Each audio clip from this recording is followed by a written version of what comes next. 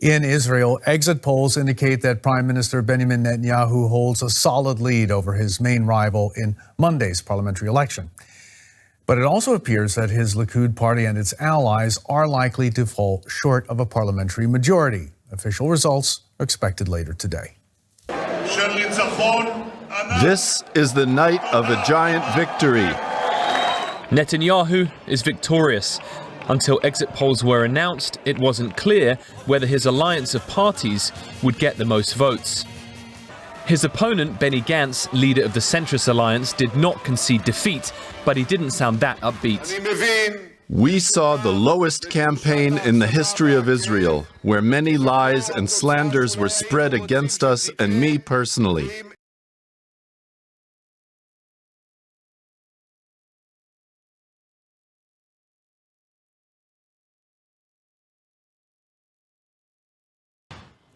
In Russia, President Vladimir Putin has submitted a draft constitution amendment aiming to enshrine the definition of marriage into the country's founding document. Supporters of Mr. Putin have welcomed the move, saying that it would fix the status of marriage as a union exclusively between a man and a woman. But critics say Putin's desire to amend the constitution, which was last updated nearly 30 years ago, is a way for him to hold on to power.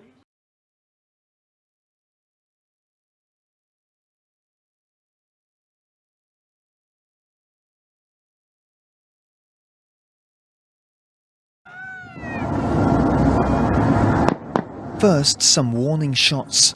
Then the Greek Coast Guard tries another tactic to push a dinghy full of people back to Turkey. Since Sunday morning, more than 1,000 migrants have landed on Greek islands.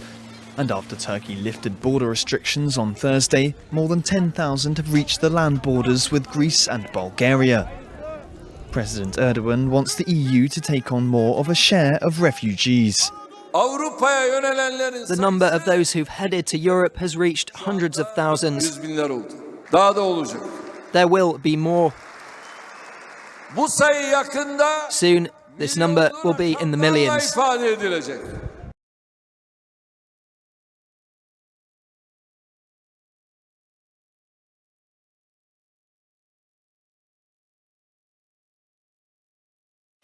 President Moon Jae-in told the public he was sorry for the shortage of face masks, ordering the government to solve the problem as soon as possible.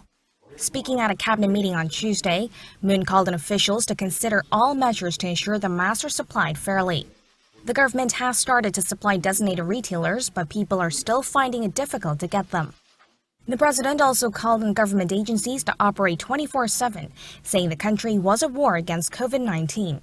He said the situation has entered a critical phase, pointing to the continued rise in the number of new confirmed cases. President Moon said that the crisis is reaching a peak in the southeastern city of Daegu and in Gyeongsangbuk-do province, noting that the situation completely changed with the mass infections linked to the religious group Shincheonji.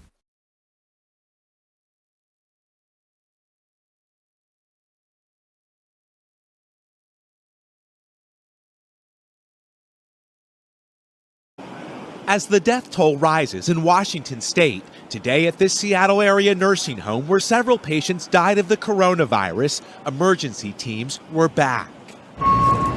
Fearing an outbreak, dozens of residents and first responders are now under isolation. Nearby, at a local hospital, several patients are in critical condition, already suffering from underlying health conditions. With FEMA preparing for a possible emergency declaration from the president, researchers in Washington state fear the virus may have been spreading here for weeks. Amid growing fear, this Seattle skyscraper was shut down today for cleaning after an employee was exposed to a coronavirus patient. Across the country, over 100 confirmed cases in more than a dozen states.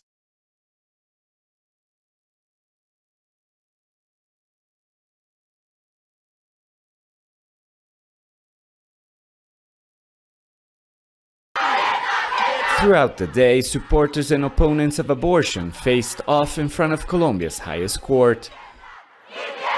Pro-choice activists hope magistrates would give women the right to terminate pregnancies of up to 16 weeks. In the end, the court chose to leave abortion laws as they are. There are 3 grounds for abortion in Colombia. Opponents say they already go too far.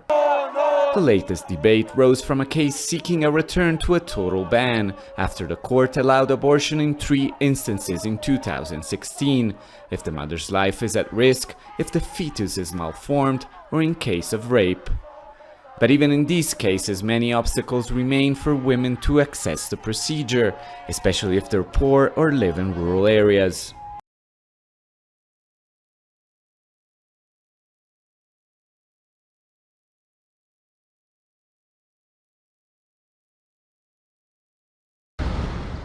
The bullet holes and destruction are testament to the ferocity of a tribal battle. The city of Zawiya in western Libya saw heavy fighting following the revolution that overthrew Libya's long-time ruler, Muammar Gaddafi, 9 years ago. The fighting was between pro- and anti-Gaddafi tribes. Since then, inter-tribal dialogue has brought agreement and relative calm. But tribal loyalties are being tested again as the civil war shows no sign of ending. Some areas close to Zawiya are heavily populated by tribes loyal to Khalifa Haftar. The warlord launched a military campaign to seize power from the UN-backed government in Tripoli in April. His forces control around 70% of the country. There's often heavy fighting in the southern neighbourhoods of the capital.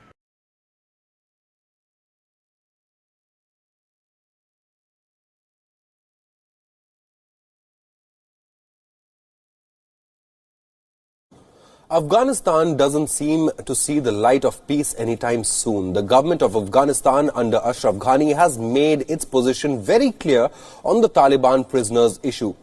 Sadiq Siddiqui, Afghanistan government's official spokesperson, told WION that the release will be discussed only when negotiations begin with the Taliban. The Afghanistan government also confirmed that an official team was at Doha at the request of United States and Qatar.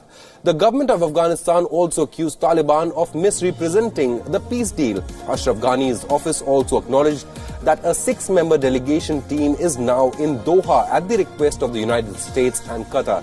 However, the government has gone on record and has said that the release of prisoners can be negotiated only after talks with the Taliban begin.